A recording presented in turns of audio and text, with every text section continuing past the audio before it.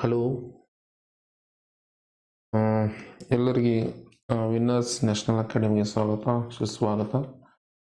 ನಮಸ್ತೆ ನಮಸ್ತೆ ನಮಸ್ತೆ. ಓಕೆ, ಹೇಳ್ತಾ ಎಲ್ಲರಿಗೆ ಇವತ್ತಿನ ಎಲ್ಲರಿಗೆ ಥಂಬ್ನೇಲ್ ಮೇಲೆ ಗುರುತಿರುವ ಹಾಗೆ ಟಿ ಇ ಟಿಗೆ ಎಲ್ಲರೂ ಪ್ರಿಪೇರ್ ಆಗ್ತಾ ಇದ್ದೀರಾ, ತಲಾಟಿಗೆ ಆಮೇಲೆ ಪಿ ಡಿ ಒಗೆ ಪ್ರಿಪೇರ್ ಆಗ್ತಾ ಇದ್ದೀರಾ. ಕೆಲವೊಂದು ಮುಖ್ಯ ಇಂಪಾರ್ಟೆಂಟ್ ಆಗಿರುವಂಥ ಒಂದು 10 ಟಾಪ್ 10 ಕ್ವಶನ್ ಅಂತ ಇದ್ದೀನಿ, ಬಿಡಿಸ್ಲಿಕ್ಕೆ ಟ್ರೈ ಮಾಡಿ ಅಂತ ಹೇಳ್ತಾ, ಇಲ್ಲಿ ನೋಡ್ರಿ, ಮಯೂರ ಸಿಂಹಾಸನವನ್ನು ಯಾರು ನಿರ್ಮಿಸಿದರು ಅನ್ನುವಂಥದ್ದು ಆಪ್ಷನ್ಗಳು ನೋಡ್ರಿ. ಶಹಜಹಾನ್, ಜಹಾಂಗೀರ್, ಔರಂಗಜೇಬ್, ಅಕ್ಬರ್. ಇಲ್ಲಿ ನಿಮಗೆ ಟೈಮರ್ ಕೊಡ್ಲಾಗ್ತದೆ. ಎಸ್, 30 ಸೆಕೆಂಡ್ಗಳನ್ನು ಕೊಡ್ಲಾಗ್ತದೆ, ಮಾಡ್ರಿ. ಓಕೆ,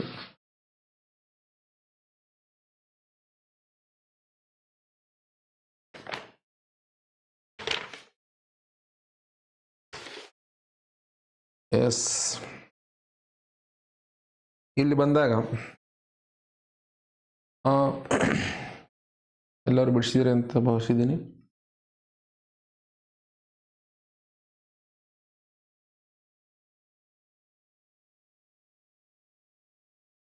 ಎಸ್, ಇಲ್ಲಿ ನೋಡ್ರಿ, ಮಯೂರ ಸಿಂಹಾಸನವನ್ನು ಯಾರು ನಿರ್ಮಿಸಿದರು ಅಂದ್ರೆ ಮೊಘಲರ ಕಾಲದಲ್ಲಿ ಅತಿ ಪ್ರಸಿದ್ಧವಾಗಿರೋ ರಾಜ ಯಾರಪ್ಪ ಅಂದ್ರೆ ಶಹಜಹಾನ್ ಅನ್ನುವ ದೊರೆ, ಅಂದ್ರೆ ತಾಜ್ ಮಹಲ್ ಕಟ್ಟಿಸಿದ ದೊರೆ, ಎಲ್ಲರಿಗೂ ಪರಿಚಯ ಇರುವಂಥದ್ದು. ಇವರು ಮಯೂರ ಸಿಂಹಾಸನವನ್ನು ನಿರ್ಮಿಸಿದರು ಅನ್ನುವಂಥದ್ದು ಇಂಪಾರ್ಟೆಂಟು.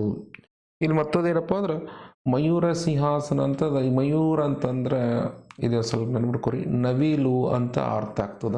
ನವಿಲು ಗರಿಯ ಗತ್ತಲಿ ಇರುವಂತಹ ಸಿಂಹಾಸನವನ್ನು ನಿರ್ಮಿಸಿದರು ಅನ್ನುವಂಥದ್ದು ಇಂಪಾರ್ಟೆಂಟ್ ಇದೆ. ನೆಕ್ಸ್ಟ್ ಟೈಮ್ ಎಷ್ಟು ಮಾಡೋದ್ರೆ ಎರಡನೇ ಪ್ರಶ್ನೆಗೆ ಹೋಗ್ಬಿಡ್ರಿ. ಟೈಮರ್ ಇರ್ತದೆ, 30 ಸೆಕೆಂಡಿಗೆ ಬಿಡಿಸ್ಲಿಕ್ಕೆ ಟ್ರೈ ಮಾಡಿರಿ. ಓಕೆ, ನೆಕ್ಸ್ಟ್ ನೋಡ್ರಿ, ಇಲ್ಲಿ ತಾಜ್ ಮಹಲ್ ಯಾವ ನದಿಯ ದಡದಲ್ಲಿದೆ ಅನ್ನುವಂಥದ್ದು ಇಂಪಾರ್ಟೆಂಟು. ಎಸ್, ಇದನ್ನು ಹೇಳ್ರಿ, ತಾಜ್ ಮಹಲ್ ಎಲ್ಲಿದೆ ಅನ್ನುವಂಥದ್ದು ಇಂಪಾರ್ಟೆಂಟ್. ಇಲ್ಲಿ ತಾಜ್ ಮಹಲ್ ಬಗ್ಗೆ ಒಂದಿಷ್ಟು ನಮಗೆ ಮಾಹಿತಿ ಬೇಕು ಅನ್ನುವಂಥದ್ದು. ಇಲ್ಲಿ ನೋಡ್ರಿ, ಟೈಮರ್ ಇರ್ತದೆ, ಟೈಮರ್ ಸ್ಟಾರ್ಟ್ ಆಗ್ತದೆ. ಓಕೆ ಸರ್,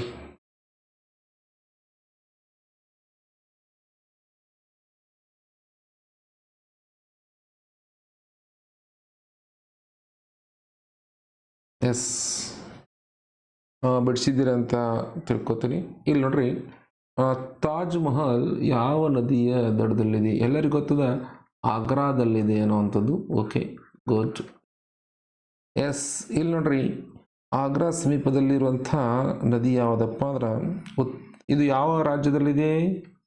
ಉತ್ತರ ಯು ಪಿದಲ್ಲಿದೆ ಅನ್ನುವಂಥದ್ದು. ನೋಡ್ರಿ, ತಾಜ್ ಮಹಲ್ ಯು ಪಿ ರಾಜ್ಯದಲ್ಲಿದೆ, ನೆನಪಿಟ್ಟುಕೋರಿ. ಅಲ್ಲಿ ಆಗ್ರಾ ಅನ್ನುವಂಥ ಸ್ಥಳದಲ್ಲಿದೆ.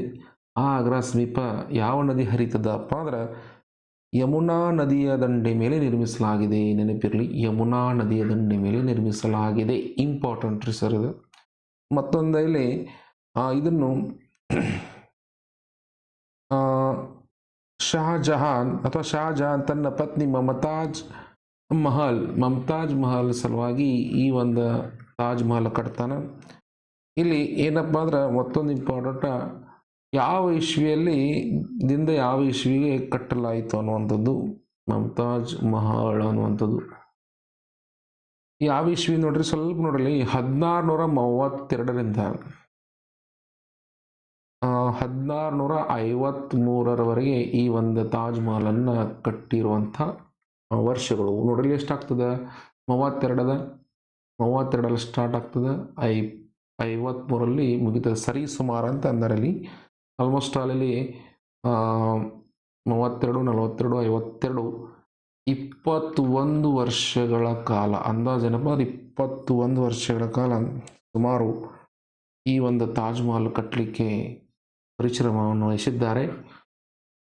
ನೆನಪಿರಲಿ, ಸ್ಟಾರ್ಟಿಂಗ್ ಮಾಡಿದ್ದು 1632ರಲ್ಲಿ. ನೋಡ್ರಿ, ವಿಚಾರ ಮಾಡ್ರಿ, 1632 ಅಂದ್ರೆ ಇದು 17, 18 ನೋಡ್ರಿ, 18, 19, 20 ಅಂದ್ರೆ ಇಲ್ಲಿ 1 ಶತಮಾನ ಕಳೀತು, 2 ಶತಮಾನ ಕಳೀತು, 3 ಶತಮಾನ ಕಳೀತು, 4ನೇ ಶತಮಾನ ಅಂದ್ರೆ ಮಿನಿಮಮ್ ಅಪ್ಪ ಅಂದ್ರೆ ಇನ್ನೂ ಒಂದು 10 ವರ್ಷಲಿ 18 ವರ್ಷಲಿ ಏನಪ್ಪ ಅಂದ್ರೆ 400 ವರ್ಷಗಳ ಇತಿಹಾಸದ ಅನ್ನುವಂಥದ್ದು ತಾಜ್ ಮಹಲ್ಕ್ಕೆ.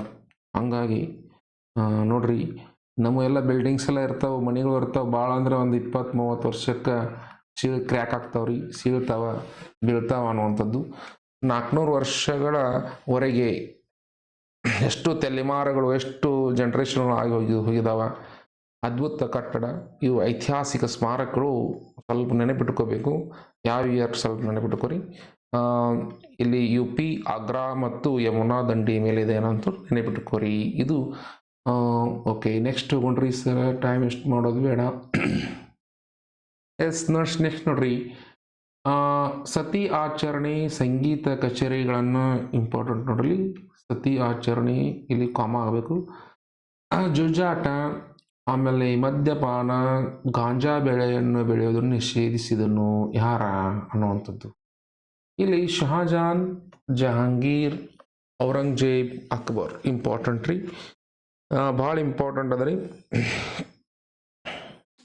ಯಾರಪ್ಪ ಅಂದ್ರೆ ಇಲ್ಲಿ ಟೈಮರ್ ಕೊಡ್ತೀನಿ ರೀ ನಿಮಗೆ. ನೋಡ್ರಿ, ಸ್ಪೆಸಿಫಿಕ್ ಆಗಿ ಆನ್ಸರನ್ನು ಕಂಡುಹಿಡಲಿಕ್ಕೆ ಟ್ರೈ ಮಾಡಿರಿ. ಅಂದಾಜ ಹಾಕೋದ್ರಿಂದ ಮಾರ್ಕ್ಸ್ ಬರೋಂಗಿಲ್ಲ. ಆಲ್ಮೋಸ್ಟ್ ಎಲ್ಲ ಒಂದು ಹೆಚ್ಚು ಕಮ್ಮಿ ಆಗಿರ್ತದ. ಓಕೆ,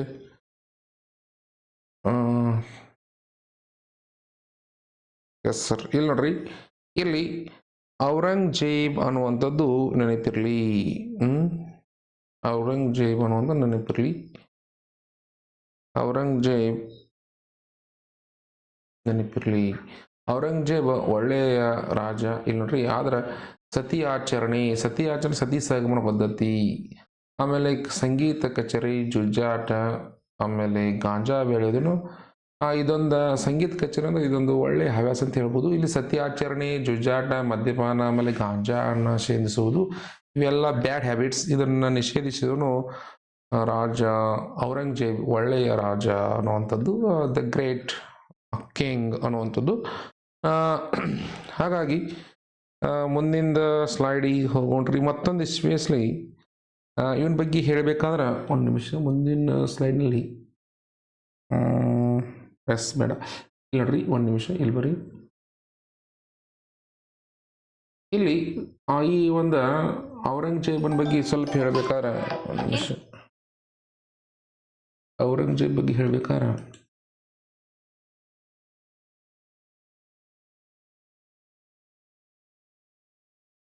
ಡನ್ ಇಲ್ಲಿ ನೋಡ್ರಿ, ಔರಂಗಜೇಬ್ ಬಗ್ಗೆ ಇವಂಗೊಂದು ಬಿರುದಿತ್ತು, ನೆನಪಿರ್ಲಿ ಸ್ವಲ್ಪ. ಇವಂಗೊಂದು ಬಿರುದಿತ್ತು, ಏನಪ್ಪಾ ಅಂದ್ರೆ ಇಂಪಾರ್ಟೆಂಟ್ ಇದ್ರಿ ಸರ್.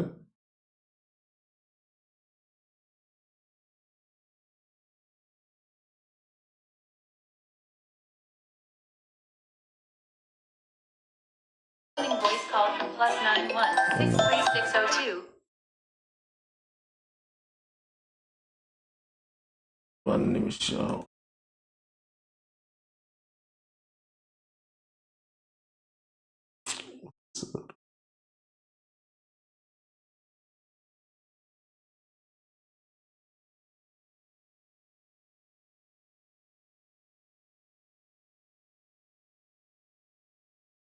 ಇಲ್ಲಿ ಔರಂಗಜೇಬ್ ಬಗ್ಗೆ ಒಂದು ಏನಪ್ಪ ಅಂದ್ರೆ ಇವಂಗ ಒಂದು ಬಿರುದದ, ಯಾವುದಪ್ಪ ಅಂದ್ರೆ ಬಿರುದು,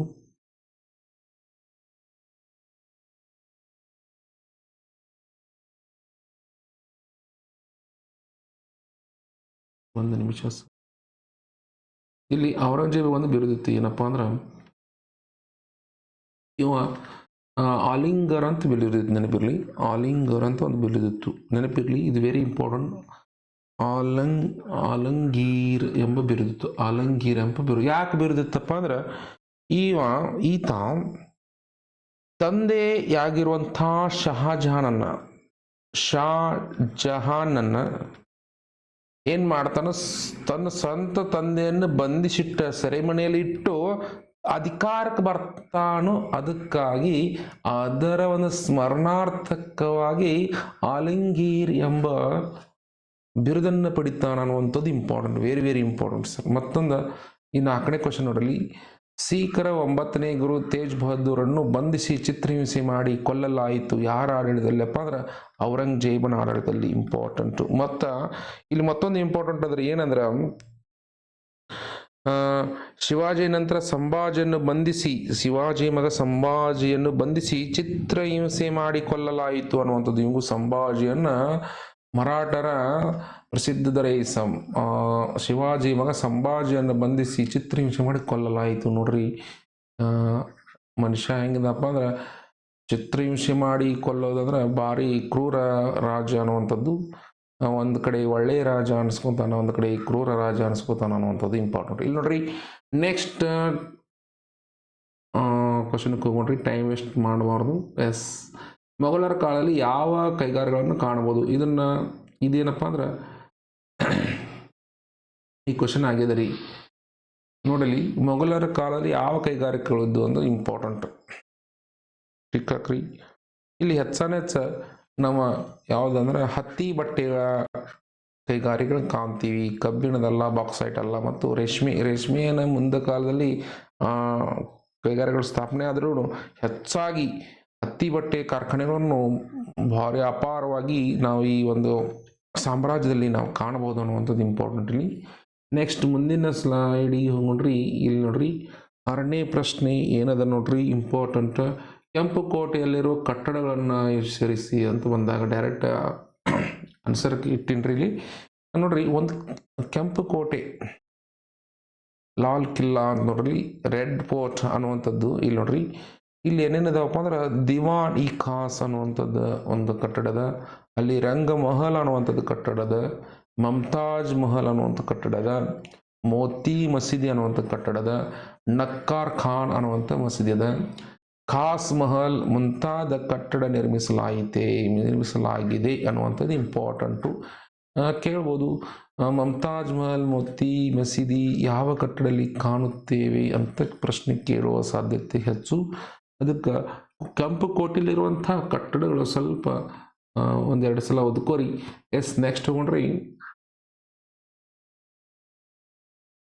ಎಷ್ಟು 7ನೇ ಪ್ರಶ್ನೆಗೆ ಹೋಗ್ರಿ. ಇಲ್ಲಿ ನೋಡ್ರಿ, ಇಲ್ಲಿ ಬಂದಾಗ ಮೊಘಲರ ಕಾಲದಲ್ಲಿ ಅಥವಾ ಆಡಳಿತದಲ್ಲಿ ಹಿಂದೂ ಅರ್ಥಮಂತ್ರಿ ಯಾರಾಗಿದ್ದರು ಅನ್ನುವಂಥ ವೆರಿ ಇಂಪಾರ್ಟೆಂಟ್. ಫೈನಾನ್ಸಿಯಲ್ ಮಿನಿಸ್ಟರ್ ಯಾರಾಗಿದ್ದರು ಅನ್ನುವಂಥದ್ದು ಇಲ್ಲಿ ಆಪ್ಷನ್ಗಳು ಬರ್ತಾವೆ. ತೋಡರಮಲ್ಲ ಅಥವಾ ತೋದರಮಲ್ಲ, ಮಾನಸಿಂಗ್ ಮತ್ತು ಬೀರ್ಬಲ್ ತಿಮ್ಮರಸ ಅನ್ನುವಂಥದ್ದು. ಟೈಮ್ ವೇಸ್ಟ್ ಮಾಡೋದಲ್ಲ. ಇಲ್ಲಿ ಅರ್ಥಮಂತ್ರಿಯಾಗಿ ಕಾರ್ಯನಿರ್ವಹಿಸಿದವನು ಯಾರು ಅನ್ನುವಂಥದ್ದು ನೋಡ್ರಿ.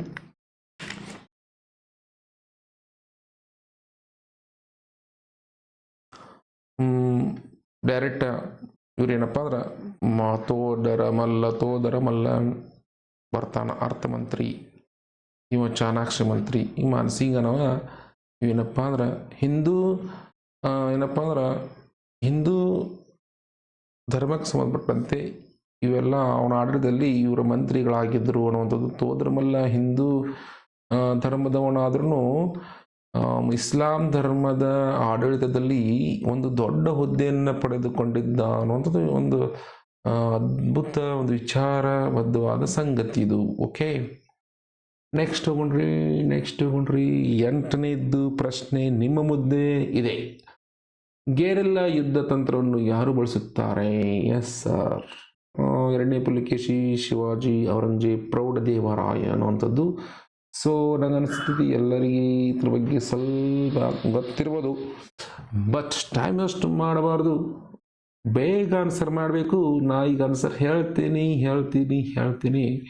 2ನೇ ಪುಲಿಕೇಶಿ ಕೇಳಿಲ್ಲ, ಬಹುಶಃ ಪ್ರೌಢದೇವರಾಯ ಇರ್ಬೋದು. ಅಲ್ಲ, ಔರಂಗಜೇಬ್ ಅಲ್ಲ, ಶಿವಾಜಿ ಮಹಾರಾಜ ಗೆರಿಲ್ಲಾ ಯುದ್ಧ ತಂತ್ರವನ್ನು ಬಳಸ್ತಿದ್ದ ಅನ್ನುವಂಥದ್ದು. ಹಂಗಾದ್ರೆ ಗೆರಿಲ್ಲಾ ಯುದ್ಧ ತಂತ್ರ ಅಂದ್ರೆ ಏನು? ಭಾಳ ಇಂಪಾರ್ಟೆಂಟ್ ಹೇಳ್ತೀನಿ ನೋಡ್ರಿ. ಬೆಟ್ಟ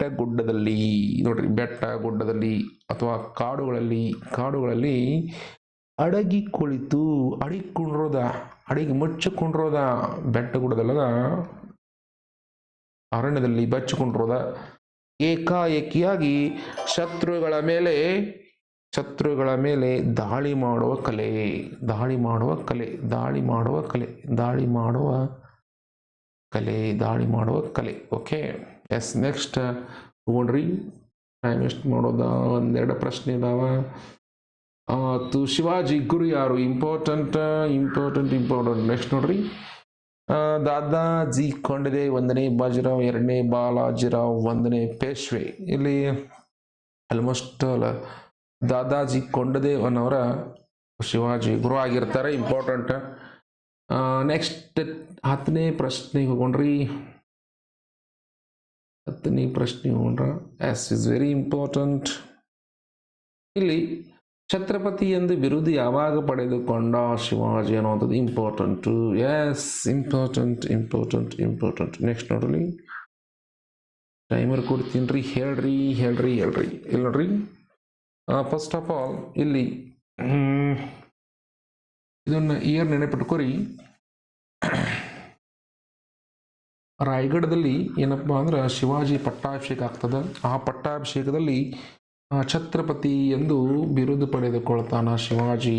ಯಾವುದಪ್ಪ, 1674ರಲ್ಲಿ ಶಿವಾಜಿ ಪಟ್ಟಾಭಿಷೇಕ ಆಗ್ತದೆ ಅನ್ನುವಂಥದ್ದು important. Okay next. Okay, thank you for watching this video. ಎಲ್ಲರಿಗೆ ಈ ವಿಡಿಯೋ ಇಷ್ಟ ಆಗಿತ್ತು ಅಂತ ತಿಳ್ಕೊತೀವಿ. ಶೇರ್ ಮಾಡಿರಿ. ಓಕೆ, ಕಮೆಂಟ್ ಮಾಡಿರಿ. ಮುಂದಿನ ವಿಡಿಯೋ ತರ್ತೀವಿ, ಕಮೆಂಟ್ ಮಾಡಿದ್ರೆ. Okay, thank you for watching this video. Thank you.